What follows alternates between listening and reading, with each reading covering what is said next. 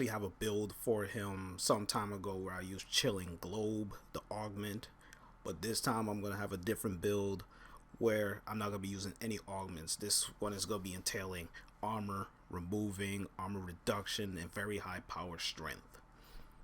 Now, before I even get more into it, we got to go and look at the build, and I'm going to explain to you how all of this works in conjunction. Not only will I have very high power strength, but good energy sustain. Now, there's multiple ways to do this. Now, I could have full power strength right here, having it at 299, but really it's not needed. You could actually take off Intensify and have on Blind Rage. Not Blind Rage, excuse me. You could have on Rage. Oh, it's already there. So, you could actually roll with this build right here. Now, let me explain. Energy Siphon, Power Drift, Rage to go along with the Quick Thinking, Vitality, Prime Flow for high energy pool, Stretch, which is very important on him because all of his abilities in conjunction work with Stretch, Blind Rage, Transient Fortitude for very high power strength to go along with the Intensify and at the same time Power Drift. This slot here can be very versatile. Now, I could have Power Drift on. This is the mod I actually wanted to tweak here. I could tweak this and put on Handspring. Now, having Handspring on Frost, you may be wondering why. Tanky frames like Chroma, Rhino, Frost, Nidus, like tanky frames, when they get knocked down, they take a very long time to get up. Handspring will help them in that regard, getting them up real fast so they could go right back into the fight. Now, as far as with this build, this is a very high power strength. If you look at the efficiency and the duration, 73:45, which is like, damn. But it's necessary to have a lot of power strength. You could take this off if you're worrying about efficiency, put on Rage right there, and you can go and put on Streamline so it can help you out with a little bit of efficiency. You could go at it like this. The reason why I say this is versatile because you could pick and choose what you want to put in as substitute. Do you want to have a little bit of efficiency or do you want to go full power strength? The reason why I could go either way with it is because not only do I play Frost strategically, but I know when to use my Avalanche and when not to use it. Now, as far as with this high power strength, the reason why you want to have high power strength for the Avalanche, the way how I be playing him, is for the armor reduction. You could completely remove enemy armor with this high power strength, as far as with armor reduction being at 101.6. So I exceed the 100% necessary to take off their armor. Now, let's just go up against an enemy here, and I'll show you my Fragile Prime build that I use in conjunction with this Frost, because not only do you need high power strength, but you're gonna need a melee weapon that is going to be able to take them out with the right build. Now, let me see. For example, here I'm gonna just unleash a level 125 corrupted bombard. Let's just get that bad boy out there. Let me see where he is. Okay, he's right there. Now, like I said, having this high power strength is necessary to remove that armor right there. And now all you gotta do is whack him. And as you see right there, he's already dead. Now, if there were a lot of enemies around me, it would be much more beneficial. Even though I use Avalanche on just one guy, that's just a demonstration. Now, if you want to use Avalanche, like I said, having high power strength will consume a good portion of your energy. That technically used up over 100 and change worth of energy. So you gotta be smart about when to use Avalanche with this build, because if you want to take off as much enemy's armor as possible, you're going to need to get a good group of them and take them out. So let's see, let's have 2 corrupted bombards and 2 heavy gunners. Let's just put those guys out there. 4 of them Enemy level 125. Let's put them out there. And as you see, they're out there and they're all glaze and glory. They're already trying to shoot at me. Strip their armor off. And then I could just go and whack away at them. I got this time period to take them out as I see fit. And if they start to get up again, knock them out again, take off their armor. As you see, they're already dead right there. Now, if they were to shoot at me and whatnot, this is why having rage on helps. Because if my energy starts getting low and they start to inflict damage on me, rage will kick in, give me back my energy. Then I'll start to use what I need to use as far as with Avalanche, take off their armor, and then just take them out like that. Because taking off their armor when you go into late game is really important and at the same time easy in order to deal with them. Now, as far as with the Fragile Prime, I tend to use this with my Frost with this build because it has the highest critical chance in the game as far as with melee weapons, and the crit multiplier is top tier. Now, I actually have this build right here for my Fragile Prime. Pressure point for my base damage, Blood Rush to synergize with the body count for the combo multiplier. Got Organ Shatter for the critical damage. Life Strike in case my health gets a little bit too low. I could channel, get it right back really quick. Berserker there for the attack speed, as you saw. Fever Strike and North Wind for that viral. As we all know, viral damage is really good on enemies that has no armor and all they have is nothing but health. Viral will take them out really easily. And since the Fragile Prime, every time that I crit, as you saw, red crits are your friend. So when you see that, keep whacking at them till they're dead. Now let's see here. I'm gonna go and take this off right here. Let's go up against another unit, a group of guys that we all hate. Let's get 3 of these guys out here, and let's just throw this guy out there just for, just for shits and giggles. All right. Now, as you see them right down there, Trackmaster, whatnot. Now let's go out there and kick their ass, shall we? Now, as you see, took my health, no problem.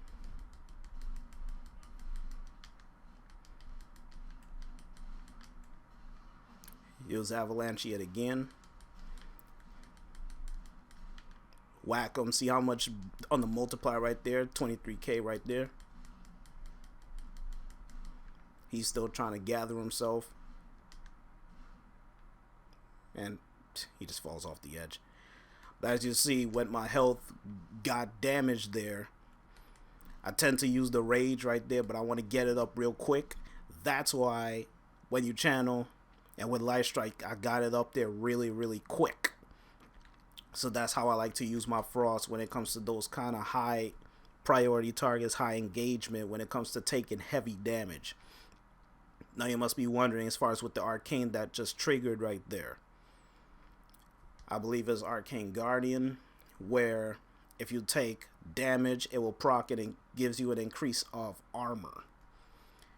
Now let me go into that Sayandana. I believe that's what it is. Yeah, on damage, you get 60% armor for 20 seconds. If I had another one, that will equal a steel fiber on my Frost. Frost's armor is 300. So put that 60% on top of him. He could take an extra hit or 2, depending on where they hit me.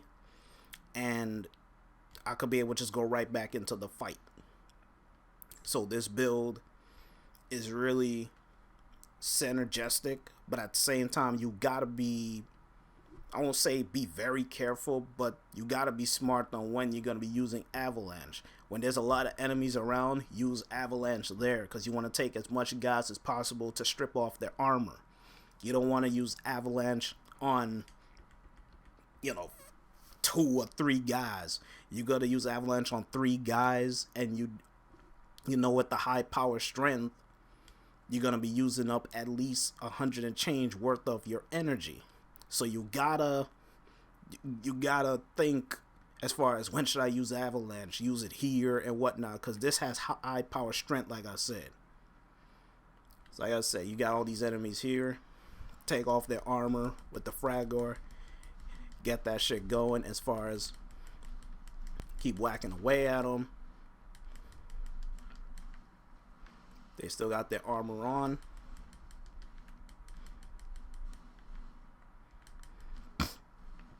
He's trying to get up. As you see, he's trying to stop my ass. Since I already got him in stasis like this, I don't need to put Avalanche on him again because I'm already whacking at him as it is. So I'm going to let the crit finish him off. Wow, he flew all the way over there. And I'll just let him fly off the edge and he will disappear. Yep, he'll disappear. So I could have used Avalanche on him again, but you got to put it into a real life situation when you're in the actual game and you're trying to kill that dude. You killed most of them, yeah, but then some of them will tend to move. This is why duration is so low, but at the same time, you need to have that high power strength in order to remove their armor. This is why this build right here, you gotta think as to when to use Avalanche and when not to use it. But at the same time, as far as with energy sustain, rage to go along with the quick thinking helps to get that energy back. And if you're about to die, use Avalanche, channel for a bit, get back your health, rinse and repeat the process. Handspring is only there in case they're trying to do a knockdown on you. You get right back up. Because trust me, if you get knocked down with Frost in high level play, you are going to die. So Handspring will save you. So this is the build that I have for my Frost as far as with armor reduction, taking off armor completely. 254 power strength. Like I said, you could take off Streamline and put on Intensify to boost it up even more, but you really don't need to, because 101 power strength, as far as with the reduction, I mean, is fine. But if you want to get even more power strength, you could just go and throw in that Intensify right there. 284. You talk about 113.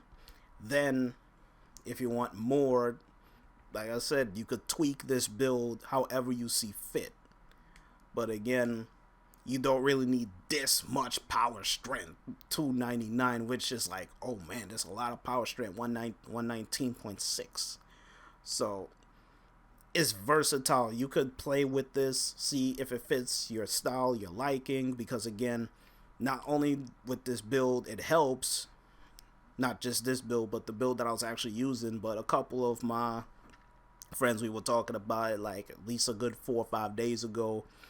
He was saying the build is nice, but again, trying to sustain that energy. Rage, quick thinking, should in case.